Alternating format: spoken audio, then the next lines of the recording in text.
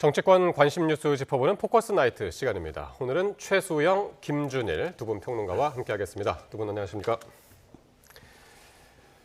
네, 정부가 오늘 김건희 여사 특검법과 최상병 특검법, 또 지역화폐법에 대한 대통령의 제2요구안, 즉 거부권 건의안을 의결했습니다. 여야 반응은 극명하게 엇갈리고 있는데요. 직접 듣고 오겠습니다.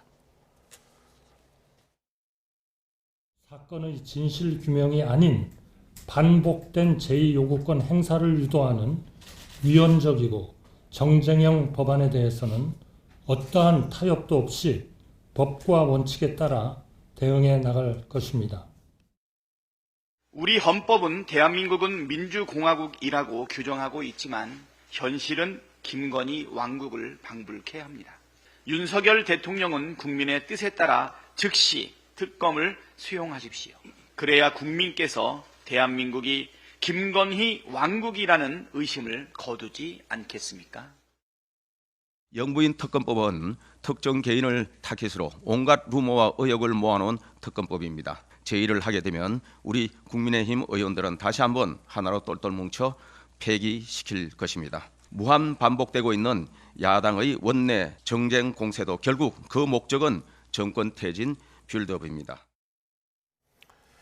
네, 먼저 한덕수 총리요. 거부권 건의안을 의결한 배경으로 헌법에서 정한 삼권 분립의 원칙에 위배된다라고 설명을 했는데요. 먼저 최 평론가님, 네. 윤 대통령의 재간은 예정돼 있다고 봐야겠죠. 그렇죠. 이제 이 법안이 국회를 통과한 게 9월 19일입니다. 그러니까 우리 법에 지금 국회가 의결하고 정부로 부의된 지 보름 만에 이제 거부권 여부를 결정하게 돼 있거든요. 그러니까 10월 4일이 아마 데드라인일 겁니다. 그러니까 저는 10월 3일이 이제 어쨌든 휴일이기 때문에 10월 4일 날 정도 저도 예측을 하고 있습니다. 그래서 아마 그때 다시 이제 그러니까 다시 이제 국회로 이제 그 반송이 되면은 국회가 그러면은 다시 그러면 재표결까지는 이제 수기 과정과 또 정부가 요구한 이제 위헌적 요소 이런 것들을 좀 보완하거나 좀 감안해서 다시 올려야 되는데 지금 10월 그 다음날 바로 지금 10월 5일 날 올리겠다는 거 아니에요? 그러니까 바로 이걸 보면 이게 정쟁형 법안이라는 걸 알 수 있는 거죠. 그러니까 실체적 진실을 규명하거나 정말 이 법안이 갖고 있는 어떤 그런 정말 필요성, 그다음에 합리성, 투명성 이 여러 가지들을 보이기 위해서라면은 조금 더 그것을 보완하거나 정부가 거부하지 못할 걸 보완해서 이렇게 줘야 되는데 그걸 그대로 다시 돌려보내겠다는 거는 거부할 테면 또 거부해봐라. 이번이 4번째거든요.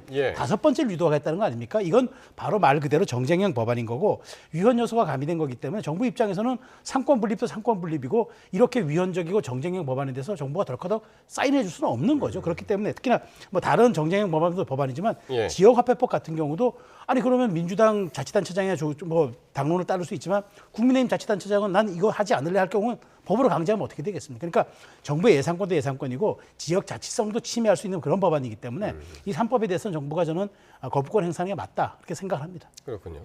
어쨌든 오늘 야 5당 민주당 포함해서 대통령실 앞에서 이제 규탄 집회를 열었고 여당은 재표결 시에 반드시 법안을 폐기하겠다 이렇게 또 이제 벼르고 있습니다. 그러니까 여러 가지 이 법안들에 대해서 관점들이 있을 수 있고 세 가지 법안이 다 이제 다른 조금 반대의 강도나 다를 수가 있는데 그냥 저는 묻고 싶어요. 그러면 국민들이 세상 물정을 몰라가지고 지난주에 이제 발표됐던 전국 지표조사, MBS 이제 여론조사 2주 간격으로 발표되는 거 보면은 김건희 여사 특검에 대해서 65%가 찬성을 했고 보수층에서도 소폭이지만 오차 범위 내지만은 찬성이 더 높습니다. 그럼 진보나 중도는 말할 것도 없고요. 그럼 이게 민주당이 정말로 무리한 거면은요 이미 여론에서 굉장히 안 좋은 역풍이 불고 더 이상 못 하겠죠. 그런데 이거를 국민들이 이렇게 원하는데 이거를 그러면 왜 이렇게 끝까지 안 받아들이느냐. 무리한 부분이 있을 수도 있고 일부 아닌 부분이 있을 수도 있겠죠. 수사 중의 사안인데 수사를 끝까지 지켜봐야 되지 않냐라고 얘기를 하면은 예를 들면은 그럼 드루킹 특검은 그러면 그때 수사 중 아니었습니까? 하지만 실체적 진실을 밝히기 위해서는 그때 당시에 여당이었던 더불어민주당이 대승적으로 받은 거잖아요. 특히 가족과 관련된 사안에 대해서는 어느 대통령도 이렇게 거부권 행사한 적이 없습니다.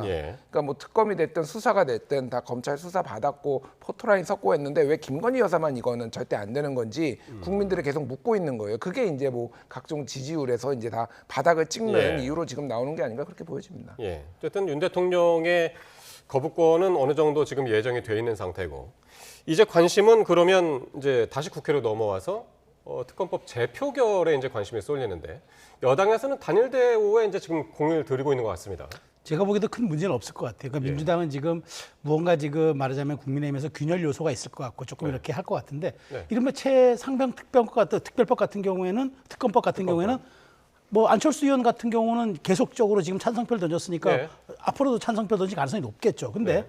김여사 특검법 관련해서는 지금 사실 언론에 보도되자마자 바로 여기 특검에 넣잖아요. 그러니까 이게 실체적 진실이 중요한 게 아니라 언론에 무슨 뭐 이른바 공천 개입이 나오면 공천 예. 개입이 넣고 도이치가 나오면 도이치 넣고 계속 이렇게 넣어서 7, 8개가 들어간 걸로 알고 있어요. 예. 이러다 보면 올 연말 가면 숨만 쉬어도 또 그것도 특검만에 또 넣을 수도 있다는 상황이 올 수 있기 때문에 그러니까 이렇게 그러니까 김준일 평론가 얘기대로 국민들이 여론에 반응하는 것과 민주당이 너무 무리하게 정말 법에 대한 어떤 그 말하자면은 3대 요소라고 하는 투명성, 합리성 그런 여러 가지 그 정합성 이런 걸 따지지 않고 무조건 갖다 넣고 이렇게 하는 경우에 대해서는 저는 이거는 조금 무리하다고 볼 수 있다고 저는 봐요. 그렇기 예. 때문에 이건 국민의힘에서도 내부적으로 어느 정도 단일대우가 형성된 거고 최혜병 특검법은 아직 공수처 수사가 진행 중이기 때문에 아마 이게 나오면은 저는 결론이 날 것 같고 예. 지역화폐법 제가 말씀드린 대로 이거는 당론과 배치되는 거고 그런 측면에서 저는 이번까지는 모르겠습니다. 다음에 예. 민주당이 법안을 어떻게도 수정해서 올린다 그러면 저는 그건 또 예측이 그때 가서 또 해봐야 되겠습니다만은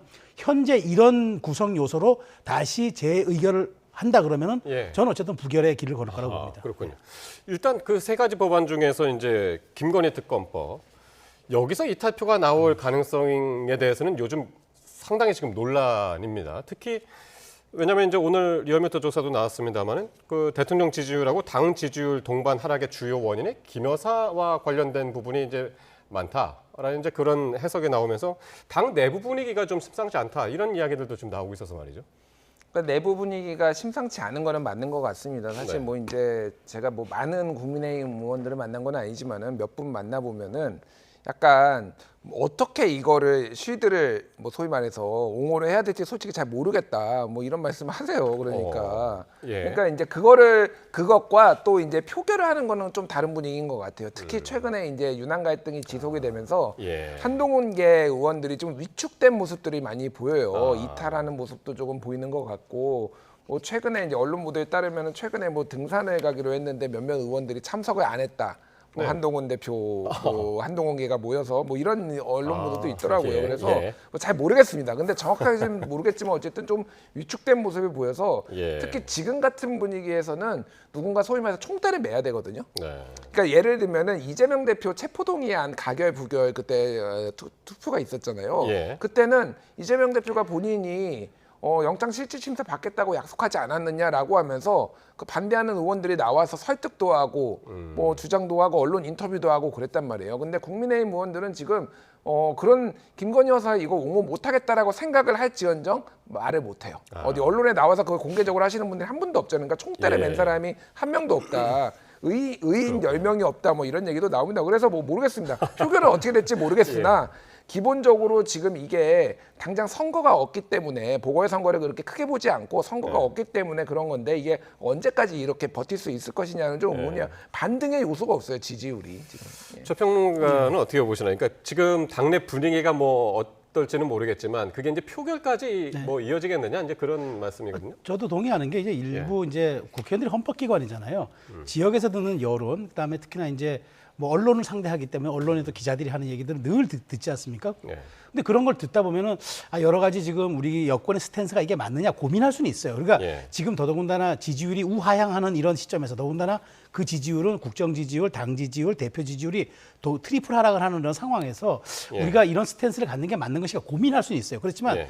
이것을 표결을 하는 건 또 다른 문제죠. 왜냐하면 이 표결이 가지고 올 수 있는 이른바 정부의 빅뱅이라든가 예. 어떤 그 말하자면 티핑 포인트 이런 현상들이 있기 때문에 예.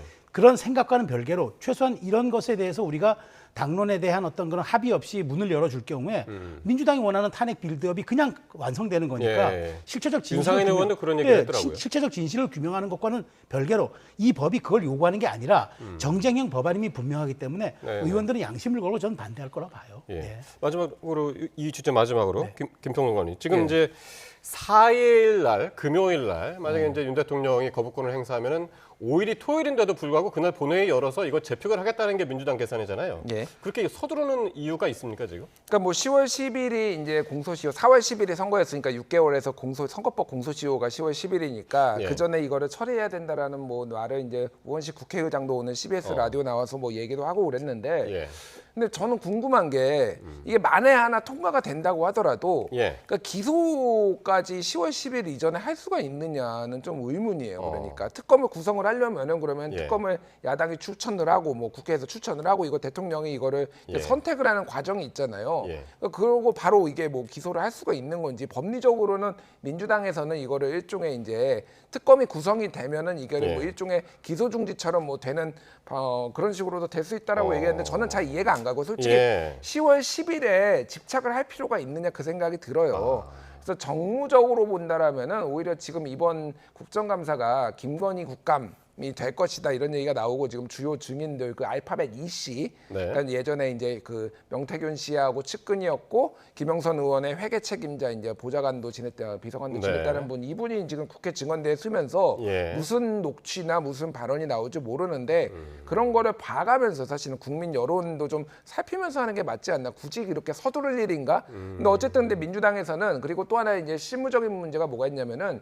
다음 주부터 10월 7일부터 이제 국감 들어가잖아요. 네. 그럼 국감이 전국에서 열립니다. 그러니까 예. 그 해당 기관에 가가지고 하는 경우도 많으면은 예. 본회의를 열어야 되는데 지방에 가 있는 의원들이 예. 국감을 빼고 아. 오는 것도 어려운 부분이 있어요. 예. 여러 근데 가지를 감안한 거군요. 그러면. 3분의 2가 돼야 되잖아요. 예, 예. 그러면은 반대 측이 나오는 것보다 찬성 측 야당 의원이 빠지는 게 이게 네. 정족수이 허들이 더 높아져요. 예. 그러니까 이게 뭐 이런 실무적인 문제도 있기는 하지만 그럼에도 불구하고 이게 좀 중요하고 정말로 여론이 중요하다라고 하면은 좀 지켜보는 것도 있어야 되지 않나 그 생각도 알겠습니다. 저도 듭니다. 짧게만 하나 지적하면 예, 이게 짧게. 10월 네. 10일요.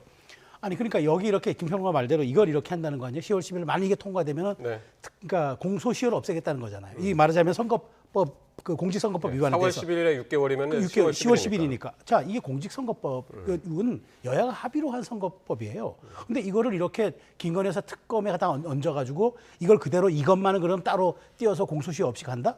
이런 건 이거는 이게 바로 합의 정신에 위배되는 거잖아요. 근데 이걸 국회의장이 이렇게 자신 있게 얘기하는 거. 그러니까 저는 이게 정쟁형 법안이고 이게 무리하게 말하자면 탄핵의 빌드업이라고 하는 게 이 예. 실체적 진실을 밝히거나 아니면 정말 공직선거법이 문제가 있다 그러면은 이걸 6개월을 좀 뒤로 하는 걸 여야 합의해서 되면 할 거 아닙니까? 근데 왜 이렇게 합니까? 그래서 저는 이런 것들이 동의받지 못하는 지점이라고 말씀드리는 거예요. 예.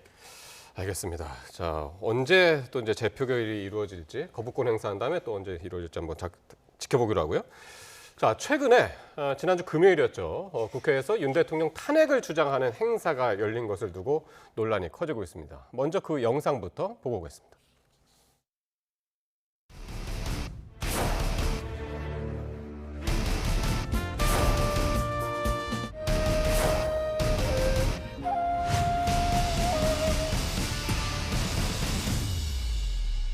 윤석열 정권을 무너뜨리고 대한민국의 새로운 봄을 만들어 주십시오.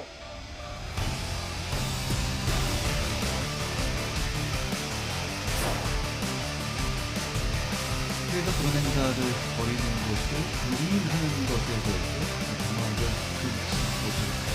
대단히 유감스럽다는 말씀드립니다. 명백한 대선 굴곡입니다. 민주주의 파괴죠.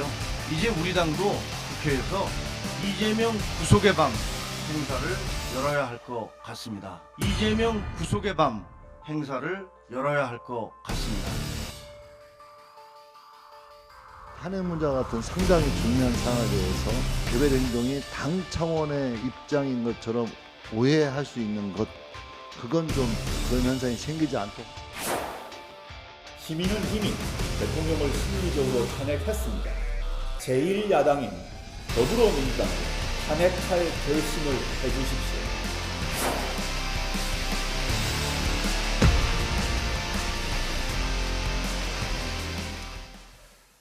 네, 마술도 하고 뭐 연주도 있었고 그간 이제 야권이 여러 곳에서 대통령 탄핵 시위를 벌인 적이 있습니다만 주말에도 뭐 광화문에서 있었고요. 근데 지난주 금요일 날은 그 장소가 국회라서요. 그렇죠. 화장이 좀 만만치 않네요. 그러니까 우리가 국회에서 관행과 문화와 전통이라는 게 있지 않습니까? 네. 저렇게 거리에서 하거나 그러니까 말하자면 광장에서 하거나 개인 자격으로 하거나 이렇게 하는 거는 아무런 문제는 안 삼죠. 아니 대한민국에서 대통령 탄핵 누구나 얘기할 수 있고 지금은 뭐 어디 거리 가면 쉽게 현수막도 다 붙어 있어요. 근데 저게 국회의원 회관 대회의실 아닙니까? 저거는 국회의원만이 대관해 줄 수 있어요. 자기들이. 예. 그 얘기는 뭐냐면 대의민주주의 기관이 자기의 권한과 의무에 맞게 행동하라는 얘기잖아요. 그래서 저기서 주로 열리는 게 정책 토론회가 열립니다. 국민의 세비를 들여서 운영하는 그렇죠. 국회이기 때문에. 예. 근데 저기서 저렇게 탄핵의 밤이라고 공공연하게 합니다. 그러니까 국민의힘에서 이재명 구속의 밤 열어도 민주당이 이제 아무 소리 못하게 되는 거예요. 그러니까 왜 정치를 이렇게 극한으로 끌고 가냐는 거죠. 그리고 예. 민주당이 저렇게 꼬리자리식으로 아니 개인이 한 건데 우리가 어떻게 얘기하느냐. 공당입니다.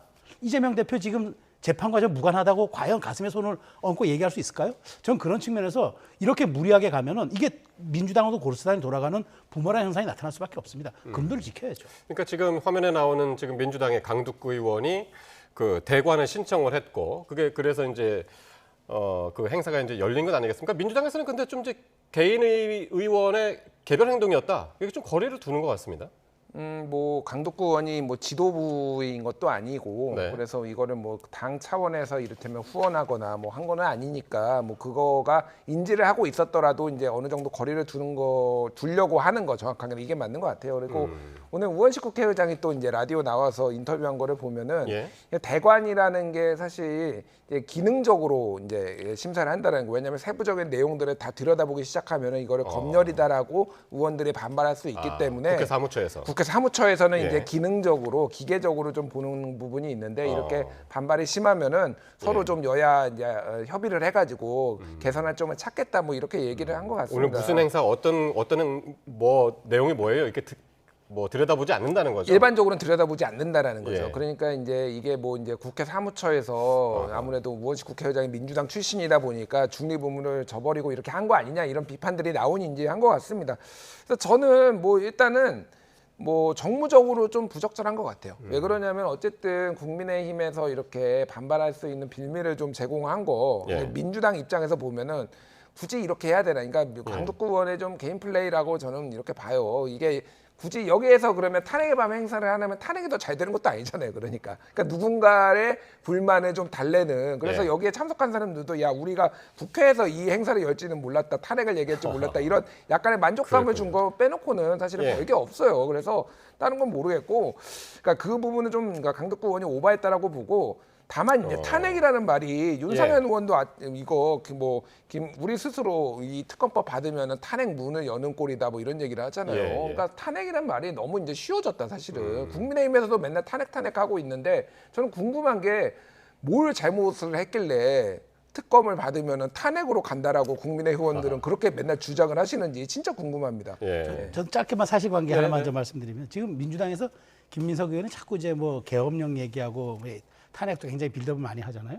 저 촛불행동의 상임 대표가 김민석 의원의 친형입니다.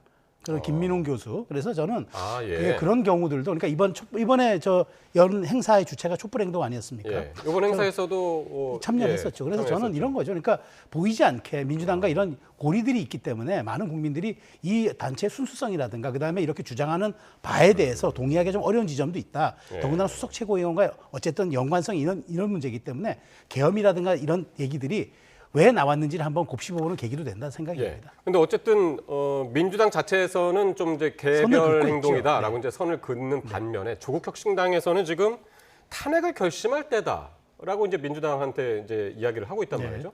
또 탄핵 커피 얘기가 나오던데 이건 또 뭡니까? 그러니까 저는 탄핵 커피라고 이제 그 다방에 하나 임대를 해가지고 예. 보건증까지 받아가지고 이제 커피를 판매하는 모양이에요. 지역의 선거운동 캠페인 과정에서 재보궐선거 재보궐선거 지역에서요. 예. 근데 저는 이 말씀 한번 드리고 싶은 게 지금 영광군수 후보를 조국혁신당이 냈는데 그 후보가 지역에 거주 집도 없이 얹혀 사는데 강남구 청담동에 수십억짜리 집이 있다는 거 아닙니까? 실거주하고 있고. 아니 그런 거 검증하지 못하는 정당, 그런 것에서 국민들에게 소구하지 못하는 그런 정당이 지금 지역구 선거, 군수 선거를 자치단체장 선거를 뽑는 선거에서 탄핵 운운하는 게 이게 앞뒤가 맞는 얘기인지 제가 조 대표한테 한번 묻고 싶습니다. 네. 예, 평론가님. 예, 뭐 전략이죠. 선거 전략이죠. 그러니까 다른 데도 아니고 호남에서의 국민의힘 윤석열 정부에 대한 뭐 어떤 비판 여론이 굉장히 높으니까 그리고 더 센 어떤 노선을 이게 보임으로써 민주당하고 차별화하려는 전략인 것 같아요. 그래서 네. 뭐 이게 이제 먹힐지 안 먹힐지는 모르겠습니다만 이 스탠스는 사실은 조국혁신당이 출범할 때부터 3년은 넘어기다 슬로건 예, 걸 때부터 예, 이미 예. 뭐 가졌던 거기 때문에 새롭지는 않다라는 거고 말씀하셨다시피 이제 그 부분은 약간 보완해야 될 것 같아요. 그러니까 이렇게 이게 이제 중앙선거가 아니고 관심을 많이 받고 있지만은 지역에서의 어떤 뭐 발전이라든지 이런 거는 뭐 당에서 알아서 할 일이죠. 그 부분은. 근데 어쨌든 탄핵이란 말이 너무나 누구나 다 쉽게 쓰고 있다. 예. 한동훈 대표도 예전에 당대표 후보 나와서 내가 윤석열 대통령 탄핵만은 막겠다고. 근데 제가 진짜 계속 궁금한데 탄핵당할 짓을 하셨는지 그러면 대통령이 다 그렇게 여당은 생각하는 건지 그게 제일 궁금합니다. 어쨌든 그 조국 혁신당 입장에서는 이제 지난 총선 때 탄핵 선명성으로 이제 상당히 이제 그 많은 의석을 얻었잖아요. 이제 비례대표에서. 그래서 이번에 다시 한번 그걸 또 강조하고 있는 것이 아닌가 싶기도 하고요. 자, 오늘 또 이재명 대표의 위증교사 의혹 1심 결심 공판이 있었는데요. 검찰이 징역 3년을 구형을 했습니다. 먼저 이 위증교사 혐의, 사건이 너무 많아가지고요. 그러니까 위증교사 혐의는 이거 어떤 사건이에요? 이게 이제 2002년도 때 이제 22년 전. 2002년 그러니까 20년 전입니다. 예. 20년 전에 이제 이재명 당시 이제 인권 변호사였죠. 당시 이제 그 말하자면 이제 성남에 거주하는. 그러니까 2014년도에 성남시장이 됐으니까 그러니까 그보다도 한참 전 12년 얘기예요. 전이죠. 12년 전 얘기. 이때 예. 무슨 일이 있었냐면은 분당 백공동에 파크뷰라는 이제 아파트가 분양되는데 예. 이때 의혹이 많았어요. 뭐 이게 뭐 특혜가 있었다 이런 얘기들이 네. 있었는데 예. 그때 이제 인권 변호사, 그러니까 자기가 이제 시민 변호사를 자처하니까 네. 취재를 합니다. KBS PD와 함께. 근데 취재를 하면서 그쪽에 이제 상대방이 자기 얘기를 안 하니까 내가 검사라고 해서 취재를 합니다. 그래서 이제 검사 사칭 사건이 된 겁니다. 검사 사칭 사건이 그래서 거기서 나왔고. 실제로 이거는 유죄를 받습니다. 그래서 150만 원 벌금을 선고받습니다. 예. 근데 이게 세월이 흘러서 이제 본인이 경기도지사에 출마해서 토론에 나갔는데 이 토론회에서 질문합니다. 상대가 이 얘기를 꺼내면서 당신 자격이 있느냐고 물으니까 그때 그 사건은 KBS 기자 옆에 내가 그냥 옆 서 있었는데 예. 내가 그냥 누명을 쓴 거다 하고 예. 허위사실을 공표합니다. 그래서 상대 후보가 이걸 허위사실로 걸어가지고 공직선거법 위반의 허위사실 유포로 이게 말하자면은 재판을 받습니다. 예. 재판을 2018년 받는 과정에서 예. 여기에 이제 말하자면은 그 증인에게 이제 그러니까 좀 위증을 사주했다는 거. 이게 2018년도 후보 선거에서. TV 토론에서 이제 그 발언을 했고 2019년 재판에서 그래서 이제 예. 그 이게 나오는데 예. 그래서 이제 당시 이 김진성 씨라는 증인이 예. 위증 교사를 그러니까 위증을 그러니까 이재명 대표가 원하는 대로 해줍니다. 해서 실제로 무죄 판결을 받습니다. 무죄 판결을 받고. 그래서 검찰은 이겁니다. 당시 제대로만 진술했으면은 예. 유죄가 됐을 수 있다. 재판 결과가 바뀌었을 수 있다. 그렇기 때문에 이거는 사법 질서를 교란한 거고 사회 혼란을 유발시킨 매우 위중한 범죄이기 때문에 징역 3년을 구형한다. 이게 핵심입니다. 그러니까 위증 교사를 했고 그래서 위증을 했고 그래서 이제 공직선거법 위반 사건에서 무죄를 받았고. 네. 그 사건이 네. 그러니까 사건과 사건이 계속 꼬리를 물고 있는 그래서 지금 상당히 이제 복잡한데 어쨌든 검찰은 양형 기준상 최고치를 구형을 했네요. 3년, 징역 3년.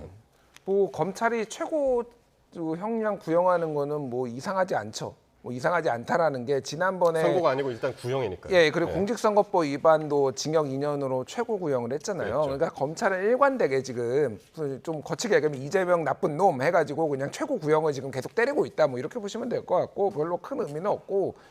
그러니까 저는 이제 좀 아쉬운 부분, 이재명 대표한테 아쉬운 부분은 이미 어쨌든 이게 검사 사칭으로 대법원에서 150만 원 벌금 유죄가 나왔어요. 그러니까 네. 예. 이거를 이렇게 계속 뭔가 설명을 하거나 해명을 하다가 이렇게까지 파는 일을 키울 것인가 사실은. 네. 그러니까 뭐 억울한 부분이 있었다 사실. 그러니까 예. 뭐 이게 모르겠습니다. 누명이라는 그 단어에 검찰이 이렇게 집착을 해가지고 이거를 예. 이런 식으로 또 올가매는 것도 저는 좀 굉장히 좀 너무 이 공직선거법을 예. 좀 너무 엄격하게 적용하는 거다. 그래서 예. 결국은 이 부분이 이제 대법원에서 이제 뭐 무죄가 났는데.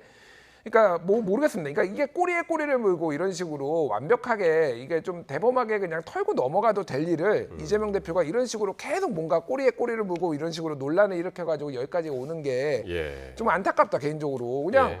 아니 150만 원 그때 받았는데 이게 KBS PD가 사칭한 거고 나는 그 검사의 이름만 알려줬을 뿐이고 좀 억울한 예. 부분이 있었다라고 그냥 한마디 하면 될 것을 예. 이런 식으로까지 해야 되나 좀 그 생각이 많이 들고요. 그렇군요. 어쨌든 민주당에서는 이 김진성 씨하고 이재명 그 대표하고의 그 통화 내용이 짜깁기가 됐다라는 거예요. 그러니까 유리한 부분만 발췌를 해서 전체 내용을 보면은 예. 진실대로 얘기해 달라는 게 주요 내용인데 부분적으로 짜깁기를 했기 때문에 이거는 검찰이 좀 무리하게 알겠습니다. 기소를 했다 그런 주장을 그럼 하고 그 있습니다. 얘기는 한번 이재명 대표 얘기를 한번 들어보고 얘기를 나눌 텐데요. 오늘 법원에 출석하면서 이재명 대표가 검찰을 향해서 날을 세웠습니다. 어떤 얘기를 했는지 한번 듣고 오겠습니다. 없는 사실 얘기할 필요 없다. 사건을 재구성하자는 거 아니다. 이런 얘기를 제가 30분 통화하는 동안 12번 했습니다. 근데 검찰이 그런 내용은 다 빼고 짜집기를 해가지고 위증을 교사했다고 기소를 하니 이게 사건 조작, 증거 조작 아니고 뭐겠습니까? 대한민국 검찰이 이런 식으로 법을 왜곡하는 것은 범죄 행위입니다. 친위 쿠데타지요. 야당을 말살하려는 이런 폭력적인 행위를 절대 용서해서는 안 됩니다. 예. 그러니까 그 김진성 씨한테 이 대표는 그 당시에 있는 대로 말해달라는 취지였다라고 이제 얘기했고, 그리고 검찰은 근데 그 대화 내용을 짜깁게 했다 그런 주장입니다. 지금. 그러니까 지금 이걸 이제 민주당 그 법사위원도 그렇게 얘기를 하던데 유리한 네. 것만 해서 올렸다던데 그러면 검찰이 전체 녹취가 있으면은 검찰이 입증할 수 있는 것만 취사 선택해서 올리지 그러면 전체를 다 제출합니까? 그래서 나중에는 한번 30분짜리 다 통째로 들었잖아요. 법정에서. 그러니까 예. 결론은 그거예요. 이쪽에서 기억이 잘 안 난다고 하니까 그럼 내가 변론 유지서라도 보내드리겠다. 매우 적극적으로 유도합니다. 어쨌든 그래서 유리하게 자기한테 말하자면 증언이 나왔잖아요. 결과는 그랬잖아요. 그래서 무죄를 받았잖아요. 예. 자, 그러면 어쨌든 이재명 대표가 개입했고 흔적이 맞지 않습니까? 아주 냉정하게 중립적으로 나를 상관하지 말고 얘기하세요. 그래서 증인이 얘기합니다. 이재명 대표의 위치를 고려하지 않을 수 없었다. 여러 가지를 얘기를 합니다. 그러니까 그런 측면에서 놓고 보면 어쨌든 사법 질서에 대한 교란이 맞죠. 그런데 이렇게까지 그리고 1심에서 어쨌든 150만 원 벌금을 받았잖아요. 그건 팩트 아닙니까? 그런데 이 모든 걸 다 검찰의 쿠데타라고 부정하려는 행위가 과연 공당의 대표가 맞고 이게 설득력이 있을지 저도 한번 묻고 싶어요. 그래서 김 씨는 이제 그 김진성 씨는 자신이 위증을 했다. 그러니까 얘기를 한 거 아닙니까? 네. 본인은 인정을 했고 그래서 이제 검찰은 징역 10개월을 이제 구형을 한 그런 상태인데 지금 보니까 오늘 위증교사 혐의와 관련해서는 11월 25일 날 이제 선고가 있을 거라고 그러고 그 전에 열흘 전에 있었던 선거법 위반과 관련해서는 11월 15일 날. 그래서 이제 11월이 어떻게 보면 이재명 대표 사법 리스크의 분수령이 될 것이라는 분석들이 지금 많이 있습니다. 예, 뭐 공직선거법 같은 경우에는 벌금 100만 원 이상이면은 의원직도 이제 상실을 하고 물론 이제 1심에서 상실하는 건 아니고 이제 그렇죠. 항소를 하고 대법원 확정 판결을 나와야 되니까 하지만 이제 굉장히 큰 위기고 특히 이제 민주당에서는 434억 원을 이제 선거 비용을 이제 반납해야 되는 그런 문제가 있는 거고 네. 이 위증교사 같은 경우에는 금고 이상 확정 시에 이제 의원직을 상실을 하고 피선거권도 제한이 됩니다. 그러니까 이재명 대표 입장에서는 가장 절체절명의 어떤 정치 생명의 위기라고 볼 수 있을 것 같아요. 예. 그래서 1심에서 만약에 둘 다 방금 말씀드린 그 기준 밑으로 나오면은 예. 항소하더라도 그거보다 거꾸로 더 높게 나오는 경우는 별로 많지는 않잖아요. 검찰에서 예. 항소하더라도. 그러니까 선거법이 100만 원 밑으로 예. 나온다든가 위증교사 관련해서 금고형 밑으로 나오면 뭐 이제 벌금형 쉽게 얘기해 벌금형으로 벌금형이 세게 나온다면. 뭐 예. 3천만 원 뭐 벌금형 1,000만 원 뭐 이렇게 나오더라도 예. 사실은 그러니까 죄는 인정이 되지만은 유지를 하는 데는 그게 꼬리표처럼 이제 나중에 대선 나와도 다니겠지만은 대선 나오는 데는 문제가 없는 거죠. 예, 그러니까 예, 그래서 그렇죠. 그렇게 되면은 문제가 없는데 만약에 말씀드린 대로 그 이상으로 나오기 시작하면은 예. 이제 이재명 불가론 뭐 이런 것들이 당내에서 그리고 지금 뭐 비명계들인지 이제 약간 세력화 움직임도 있고 뭐 예. 김부겸 전 총리라든지 약간씩 목소리를 내고 있잖아요. 예. 당대표 지위가 흔들릴 것 같지는 않아요. 그런데 대선 주자로서 이재명 한 명만 믿고 갈 수 있느냐. 우리도 예. 이제 다양한 카드를 내야 된다. 그런 목소리들이 좀 많이 나올 가능성이 상당히 높을 것 같아요. 그러니까요. 예. 그러니까 전, 예. 그 네 가지 혐의, 네 가지 사건과 관련해서 그게 이제 다음 대선 전에 그게 하나라도 확정 판결이 네, 나오면 그렇죠. 모르겠는데 어쨌든 지금 11월에 1심 판결 2개가 네, 나오죠. 나올 예정이어서 그 1심 판결에 따라서 어떤 영향이 있을지. 그렇죠. 그러니까 예. 제가 드리고 싶은 말씀은 우리가 예. 지체된 정의는 정의가 아니라잖아요. 만일 이게 대선 때까지 이게 3심이 안 나오잖아요. 그럼 국민은 매우 불확실성을 가지고 투표를 하게 됩니다. 그러니까 네. 국민적 선택의 불확실성을 사법부가 제거를 해줘야죠. 그리고 예. 조희대 대법원장 같은 경우가 지금 어쨌든 2심부터 좀 빨리 해서 어떤 그 재판의 어떤 이런 신속성을 좀 갖춰달라고 얘기하기 때문에 네. 저는 그래요. 어떤 결과, 이재명 대표에게 어떤 결과가 나오더라도 사법부가 최소한 국민이 유권자가 매우 위중한 선택을 할 때 그 불확실성을 제거해 주는 게 저는 사법부의 할 일이고 도리라고 봅니다. 그래서 이 사건 지금 1심까지 오는데도 2년, 1년씩 끌어왔거든요. 네. 제발 좀 3심까지는 뭐 어떤 결과가 나오더라도 신속하고 그리고 이 재판에 이거와 관련해서 그랬잖아요. 지난해 그 영장 유창훈 판사가 그분이 유진교 사건은 어느 정도 소명이 된 것 같다라고까지 얘기를 했잖아요. 그러면 뭐 비교적 간단한 사건이기 때문에 저는 2심, 3심 빨리 기대합니다. 예, 알겠습니다. 두 분 말씀 오늘 여기까지 듣겠습니다. 최수영, 김준일 두 분 평론가와 함께했습니다. 고맙습니다.